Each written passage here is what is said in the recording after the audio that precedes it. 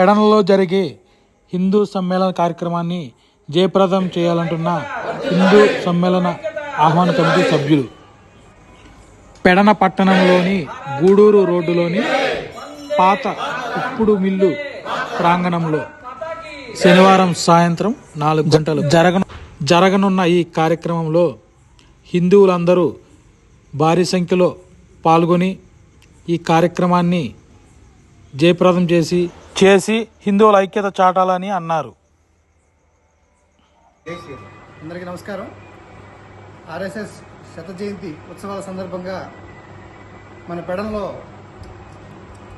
జనవరి 3వ తారీఖున కొత్తపేట మేళం జరగనుంది. ఈ కార్యక్రమానికి ప్రతి ఒక్క హిందూ బంధువు కూడా రాజకీయాలకు అతీతంగా, కులాలకు అతీతంగా, వర్గాలకు అతీతంగా హిందువులందరూ కూడా ఐక్యత చాటే విధంగా ఒక మంచి సదావకాశం మన ముందుకు వచ్చింది. ఈ సదావకాశాన్ని మనం వినియోగించుకుని పెడన మరియు పరిసర గ్రామ ప్రజలందరూ, హిందువులందరూ కూడా పాల్గొని ఈ హిందూ సమ్మేళనాన్ని విజయవంతం చేసి హిందువుల ఐక్యత చాటుతారని మనం చేస్తున్నాను. జై శ్రీరామ్. భారత్ మాతాకి జై. భారత్ మాతాకి జై. ప్రపంచవ్యాప్తంగా, దేశవ్యాప్తంగా, అలాగే మన మండల వ్యాప్తంగా జరుగుతున్నటువంటి భౌగోళిక మార్పులు, మతాంతర విషయాలు ఇవన్నీ కూడా దృష్టిలో ఉంచుకుని ప్రస్తుత సమాజానికి హిందూ ఐక్యత ఎంత అవసరమో అనే విషయాన్ని మనం అందరం కూడా ఒకసారి గమనిస్తే అర్థమవుతుంది. కాబట్టి ఇలాంటి తరుణంలో హిందువులని ఐక్యంగా ఉంచడం కోసం రాష్ట్రీయ స్వయం సేవక్ సంఘ్ అనేక సంవత్సరాలుగా ఈ కార్యక్రమం మీద పనిచేస్తుంది. ఎన్నో విజయాలను కూడా సాధించింది.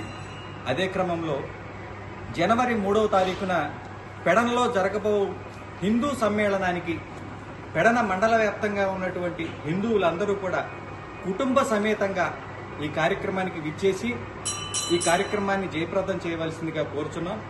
అలాగే కార్యక్రమం అనంతరం ప్రసాద వితరణ ఉంటుంది.